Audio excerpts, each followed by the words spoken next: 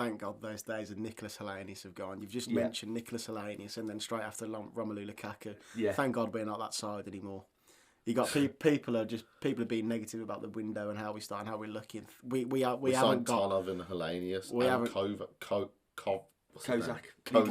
He went to and Alexander Tanev. Yeah. Antonio Luna. The days of them are gone. Stop. Just be happy. If you're not happy now, you will never be happy.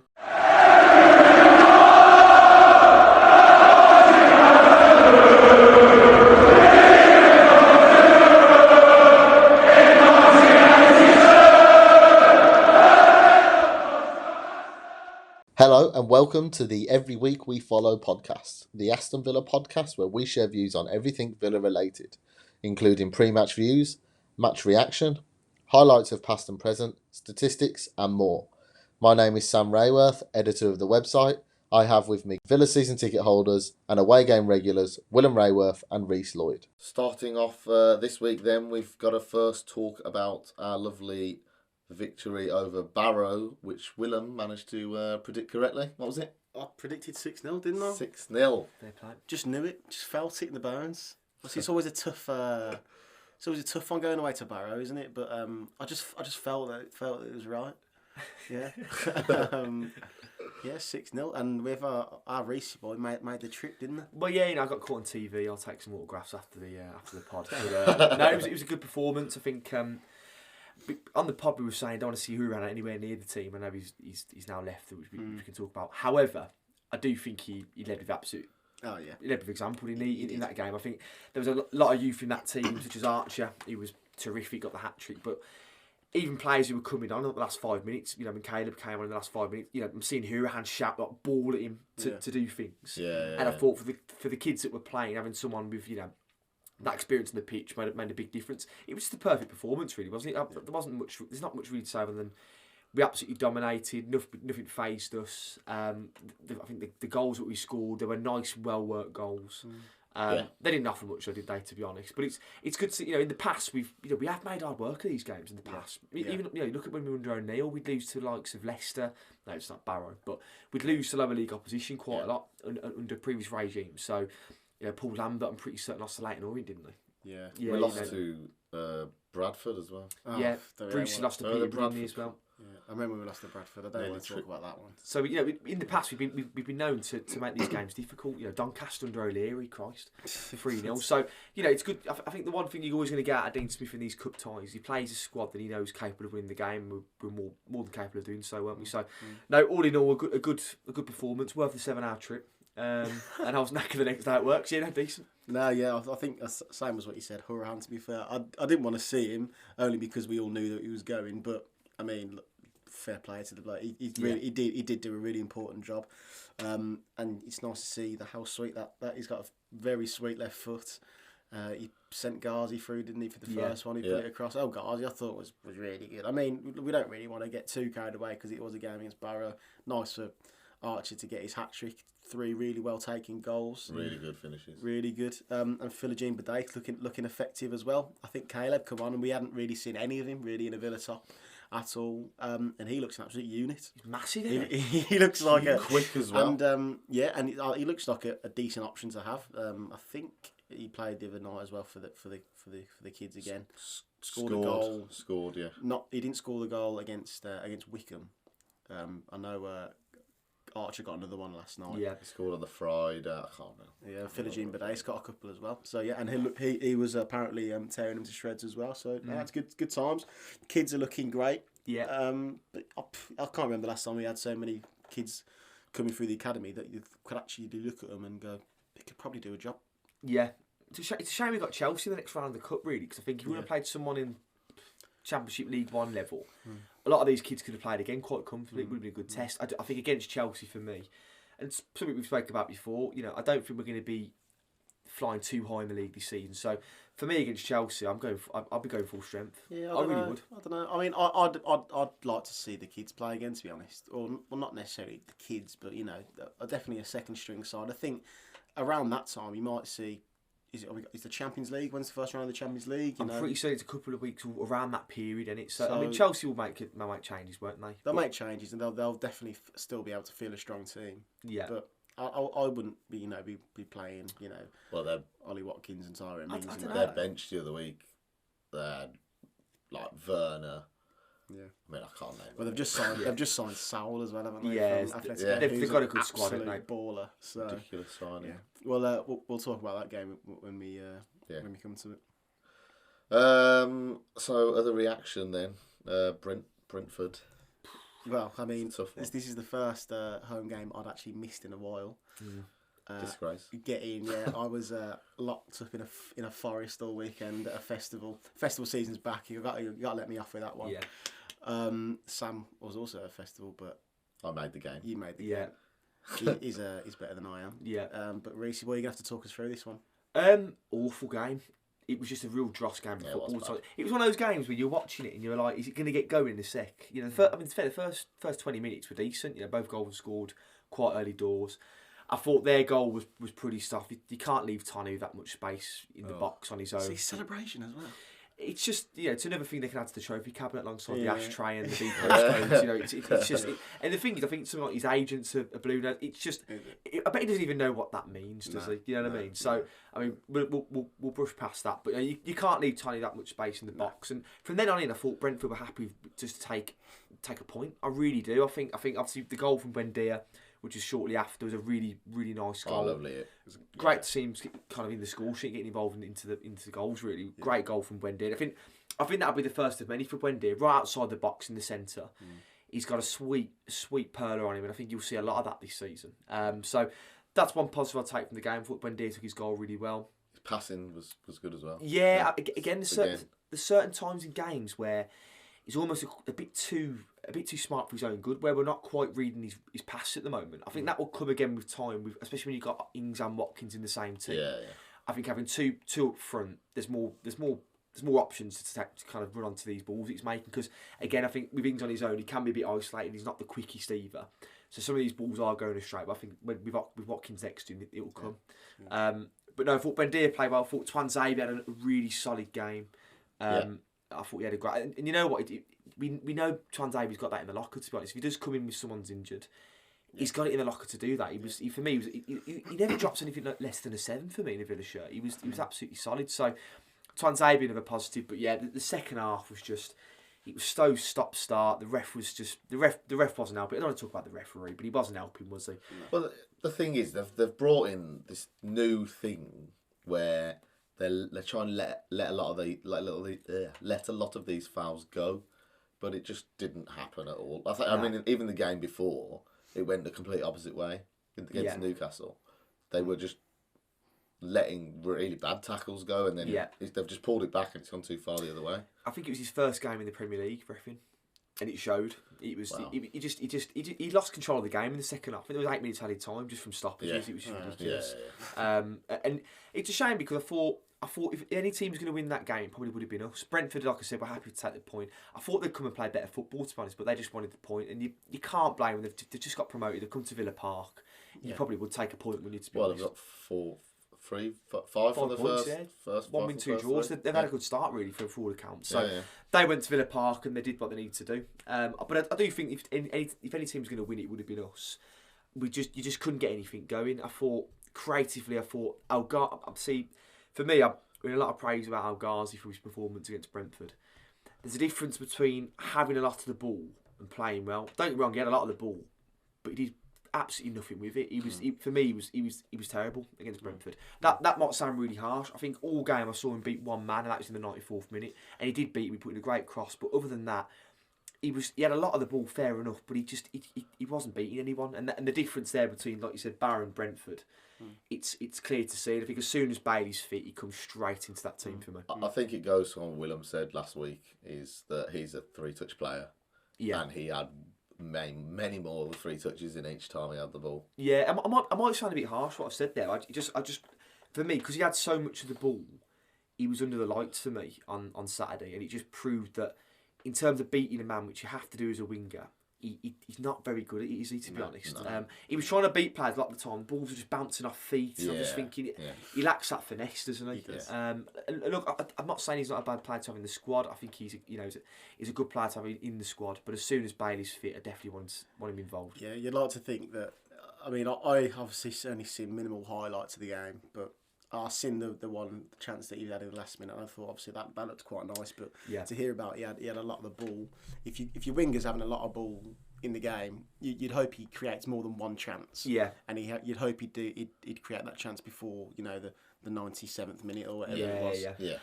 If Leon Bailey had that same amount of ball, I mean, he came on and made that impact against we've seen on the opening day, and he lit it up. Yeah, and also Troy Allray as well. He'd be a great option. He's fortunate at the moment because their injuries are keeping him in the team. Yeah, we won't really see a lot more of him if it's the case that we have our wingers come back to full fitness. Yeah, but.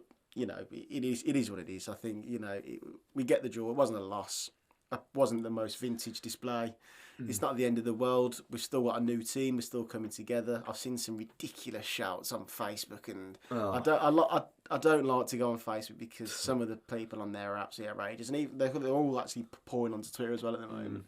Moaning about the owners. If this was Randy Lerner having this window, you'd be fuming. You'd be like, what do you mean? Yeah. What are you going on about?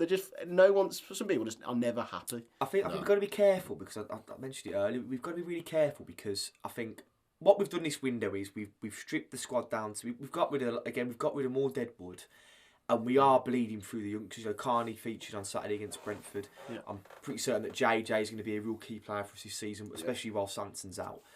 Badais is coming in. He's coming in and slotting in where he needs to. So, look, it's probably not. Look, we're probably a midfield player short from what we wanted. But one thing I will say is, the days of panic buying at Villa are over now. Yeah. We're not just going to buy players for the sake of it. If they didn't think that a midfield player was suitable to fit into the team, wasn't at the right price, didn't have the right attitude, and they're not going to buy him. So if they're not going to buy a player for the sake of it, then I'm not going to moan, to be honest. That's where we are. We've also got Sanson to come back as well. That's what I mean. I'd happily never see us buy a player on deadline day ever again.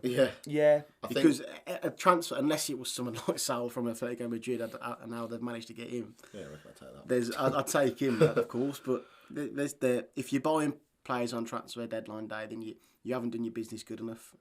I'm happy with the squad that we've got going into the season. I think we can only get better. Yeah. Under Dean Smith, we've got obviously a new coaching staff in today. Aaron Danks, don't know too much about him. Apparently, he's a bit more of an offensive minded coach. The future's positive. It's looking good. I'm excited for the season. I'm excited to see this team grow together. Some really exciting players in the final third. That I'm looking forward to watching gel. And I think we can be a really potent attacking team come to the end of the season. I mean, you're going to be surprised. Man of the match was Louise. He had a fantastic game. I'm not surprised. Yeah, no, it's coming from me because a lot of the time he winds me up. I feel like he just goes missing in games or doesn't do enough in terms of the dirty work. And actually, he was fantastic against Brentford. He wasn't just doing the dirty in terms of intercepting the ball, but he was moving the ball positively, and he had a positive influence on the game for me against Brentford. He's one of his better games in Villa's shirt, and I think if he can keep that up, there's no reason why we can't do well this season. Because if he's going to step up and be that. Yeah, he's going to be that player who takes, especially with the deeper part of midfield, but he's taking that ball, but not just taking the ball and passing it sideways, moving it forward, intercepting them. There's no reason why we can't find that winning formula this season. I think something that we spoke about before, we all kind of preempted this is the kind of start that we'd have. We knew we weren't going to kind of hit the ground running like we did last season.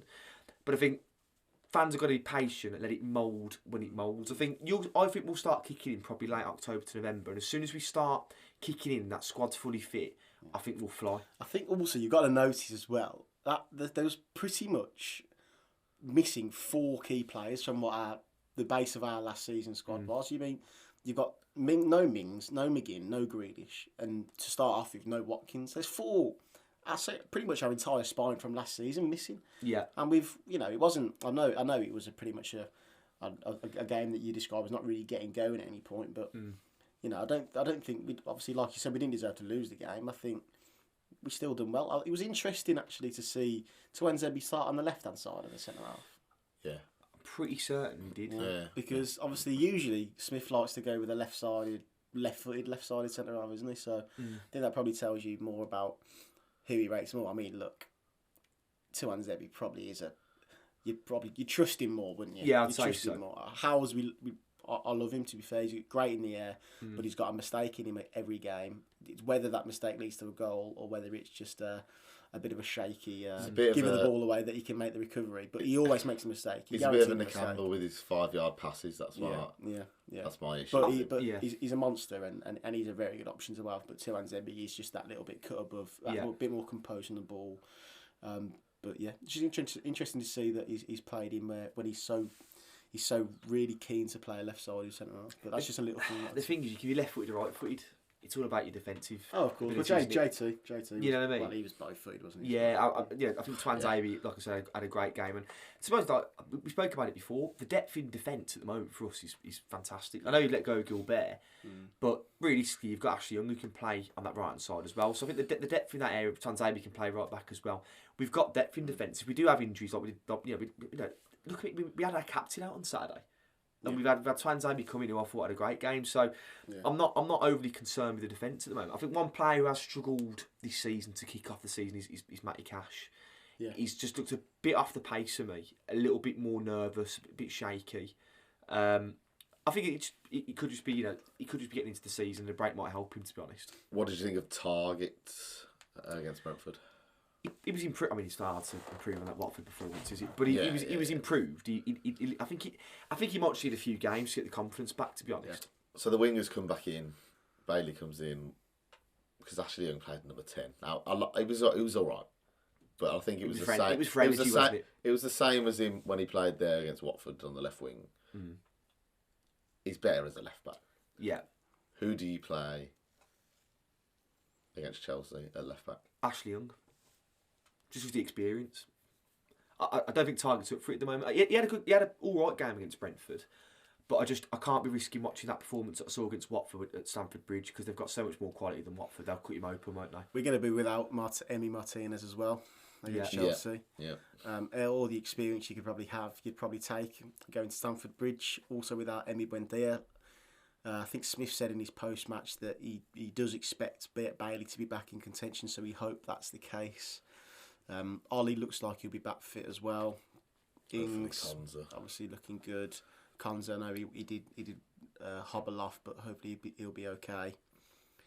It's not the most ideal way to go into the game, missing Martinez and Buendia, two players that will be probably two of our most key players this season. But just got to be positive and go into the game. You know, we've won games before that we've not expected to win. Yeah. So let's hope that'll be the case. Absolutely. England call-ups. Congratulations to Marshall, Chucky. That is Kearney, not Caleb. Aaron Ramsey, Kessler, Philogene Badace, JJ and Mings. JJ would have been selected, wouldn't he? But he the COVID stricken down. I seen the England Twitter account tweet it saying he just. It's a shame because against Brentford, I was really looking forward to watching him play. I was really gutted about that one. In that number 10 instead of Ashley. Yeah, I think that's the one. I mean, obviously, what's good about Mings is the captain, but we've got good cover in that position. After the performance that I saw against Newcastle, I was excited to see if JJ could replicate even a performance. It's a shame because when he does come back, he's going to have to get back into fitness, back into the swing of things. And it's a shame, but look, I think this season he will have a role to play. Sorry, go on. I think he'll come straight back in against Chelsea, to be honest. Do you reckon? Number 10, yeah. It depends on fitness, though, doesn't it? Because they are. He's only. I'm not sure. I don't think he's caught COVID, has he? Or I'm not sure what it is. I'm not 100% sure. But if he has caught COVID, he will. Well, his loss of breath will. It might not be there because he might just be someone symptomless. I don't really foresee it being that much of an issue. I think he'll only miss 10 days of training, and he'll have decent enough time before the Chelsea game to get back into full swing of things. So I'm not really too concerned about that at all. I think he'll come straight back in. Yeah. I think hopefully we'll see Bailey. Whether he's going to be ready to start, I don't think so. Maybe you'll see Watkins start on the wing outside, or maybe we'll go 4-4-2. Maybe we'll see. It's going to be an interesting. Yeah, maybe we'll see Philogene Badace because he looked. My friend was telling me he looked really good against Wickham last night as well. So maybe we'll see him. Maybe he gets his chance. I think it's going to be a bit of a headache for Dean Smith, no doubt. Yeah, I think I'd certainly give him a go ahead of El Ghazi. I think the only problem is Chelsea are a serious side this season. So if you start throwing in kids at Chelsea, they could get absolutely couldn't they? Yeah. Well, we'll have Youngie at left back. Probably have Tuanzebe and Well, Mings will be back by then, hopefully. You'd hope. You don't like to think so. Yeah. I think what we're going to find. I think for the first, we've had it in August. It's going to be the same next month as well. If we're being honest, it's going to be so chop and change. We're not going to find that balance for quite a while. I think, and until we do, I think we've just got to try and scrape points where we can. I mean, looking at next month, we've got Chelsea twice, Everton who are bang on form, and United. So it's going to be a real tough month next month. These international breaks really, I mean, they've probably come at a good time for us at the moment, but they're not really helping us to the fact that they've got to play 3 games now for some reason. Yeah. To shoehorn all these fixtures in, there's something that needs to be done about them. I mean, we're losing players to go to South America, and Emi Martinez and everyone's away. We've stopped Nakamba from going to Zimbabwe. What is the point with all these games? It's just ridiculous. Why do we spend 30 million on players and put them on 70-odd thousand or £100,000 a week if we can't play them because they're every other week they have to quarantine when they get back? It's just ridiculous. Doom and nutting, mate. To be honest, the Emmy thing, I'm Villa first. I'm not going to start. I'm not Argentinian, but. We've reached a compromise there. Would be weird. I can understand it because look, he's just won the Copa America with Argentina. That was his first. He made his debut that summer as well. You know what I mean? It's his last chance to win a World Cup with Messi in the squad, right? He ain't going to want to jeopardise that for anything, so I can kind of understand it. But the way they've positioned the fixtures, it's daft for me. I can't work it out. I mean, they are missing the last game against Bolivia, though, aren't they? So they have they've said they'll play the 2 and come back early, so they'll miss one game. So there is a bit of a met in the middle ground there, which you can appreciate. But I think it's one of those. I think the African Cup of Nations is you expect that when you buy a player. Yeah. The problem is, when's the last time I had a South American player at Villa who got called up for internationals? Have we ever? I'm just trying to think. Norberto Solana. Yeah, there you go. Uses De La Cruz. I mean, you forget about these players. This probably happened with these players, but you completely forget because it's like 15 years ago. Juan Pablo Angel. There you go. You know what I mean? So it's difficult, isn't it? So I can't remember this happening with these players, but I was quite young. I don't know it's a new thing, but this is part of becoming a successful team. These things do unfortunately happen, and that's where you have to be armed with a good squad. Yeah, I think it's more the case as well now that because now it's 3 games rather than 2. They have to have that little bit more rest. Yeah. And and the COVID times they have to quarantine now when they get back. It's just you don't really need it, especially when you're trying to get the momentum back. Every time you try and you look like you're going to get somewhere. We've just won 6-0. Then we come back off the back of a 6-0 win. Vibes good. Missed 2 players because of COVID. Mings has broke his rib. Bailey isn't fully fit. You can't get into the swing of things. So it's going to be a horrible season for a pretty much probably a long time, to be honest.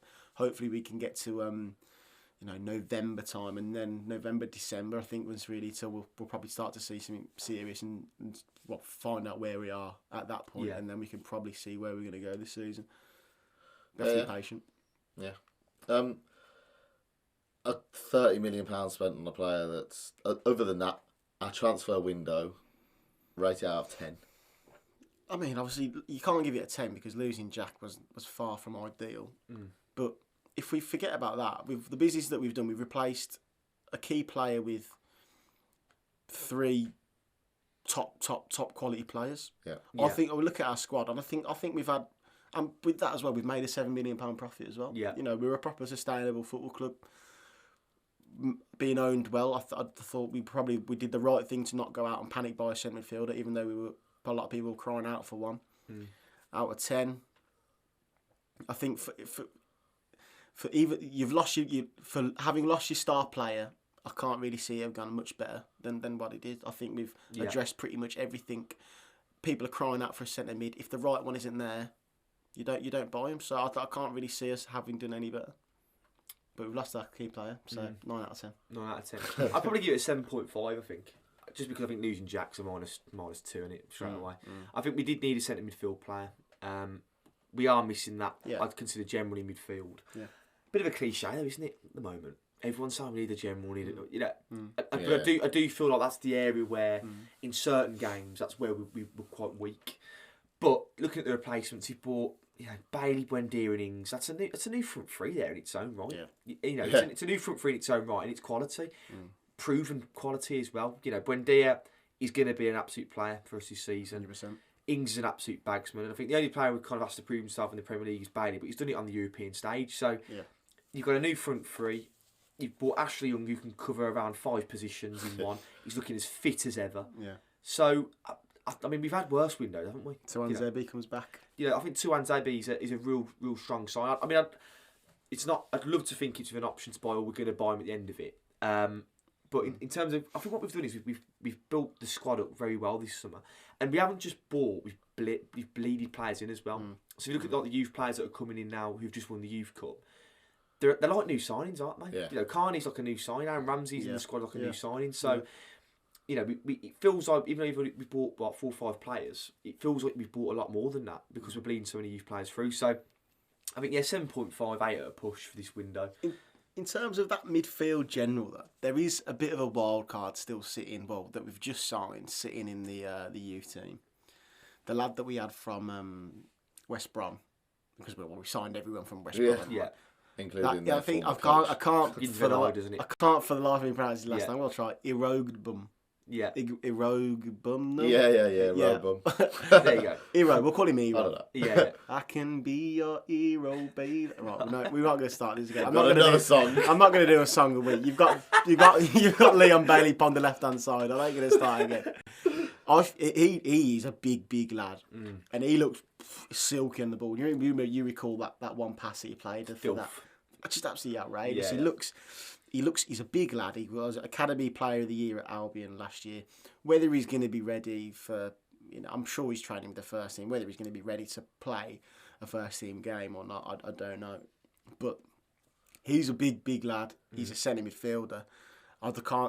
He looks like he's ready for men's football because of how strong he looks. How old is he?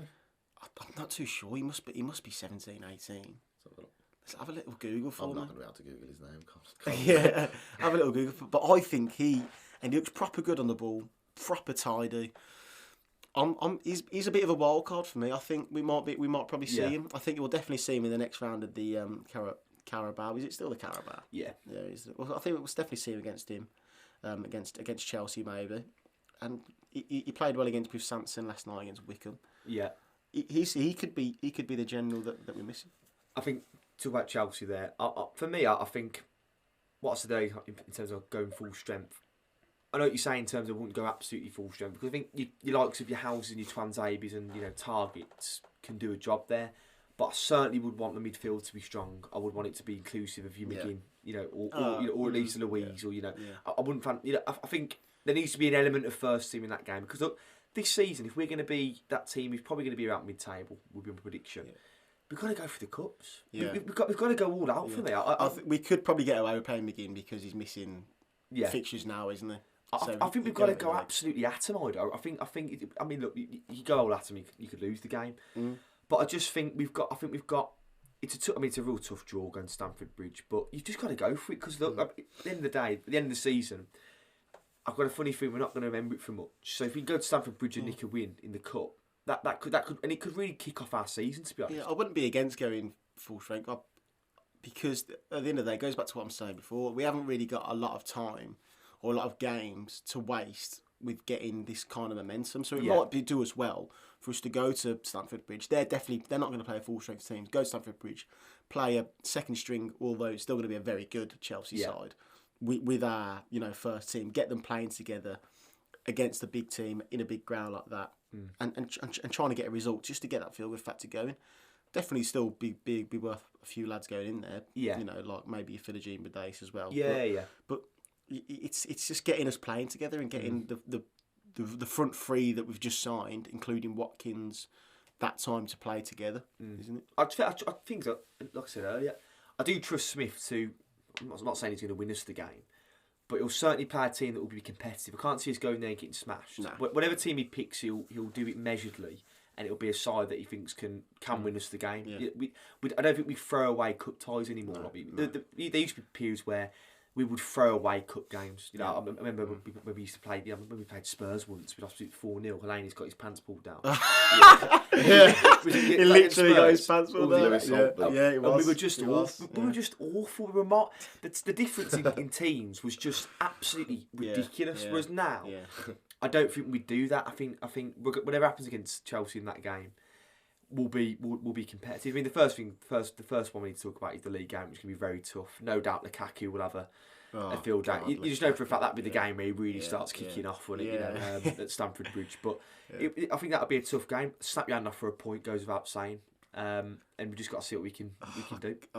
Thank God those days of Nicholas Helanis have gone. You've just mentioned Nicholas Helanis, and then straight after Romelu Lukaku. Yeah. Thank God we're not that side anymore. You got people are being negative about the window and how we start and how we're looking. We haven't got Tonov and Helanis. We haven't Kozak. He went to and Alexander Tanev. Yeah. Antonio Luna. The days of them are gone. Stop. Just be happy. If you're not happy now, you'll never be happy. Yeah. How old's Hero? Have you got him yet? He's just turned 18. He's just turned 18. He's ready. Irogbunum. Or Tim is his first name. Call him Tim. Irogbunum. We'll just call him Tim. Sounds like a medicine, doesn't it? That's what I'm hoping, mate. Yeah. That is a classic. Yeah. Call me John Lennon. Yeah. Irogbunum. We'll just call him Tim. Yeah. But yeah, the Chelsea game, obviously Sam will ask about predictions, but for me it's just go in there, damage limitation if we can, and just try and get something out of the game. Predictions? I think we'll lose 2-0. Oh, that's a dampener. Sorry, that's 6-0. I think I said it last time, and it came true. So maybe that is the lucky number. I'm being changed. We're going to win 6-0. Let's seriously, what's your prediction, seriously? 6-0. If we win 6-0, I'm not gonna say anything actually. It might happen. 6-0. By the fuck nut. Okay. By the fuck nut. So you can beep that out if you want. No, that's fine. Can you beep it? No. Have you got that in your edit? In your editorial locker? There's a few things I could do. Put a beep in it. If you haven't put a beep in it, you've failed this podcast. Sorry. Beep. And that could be the end. That was a terrible ending. Thank you for listening to the Every Week We Follow podcast. Please click the subscription button ready to hear next week's. Remember, for all the latest news, articles, matchday information, pre and post-match reports, please go to www.everyweekwefollow.co.uk. Please give us a follow on Twitter and Instagram, and give us a like on Facebook with regards to more updates and information. Thank you.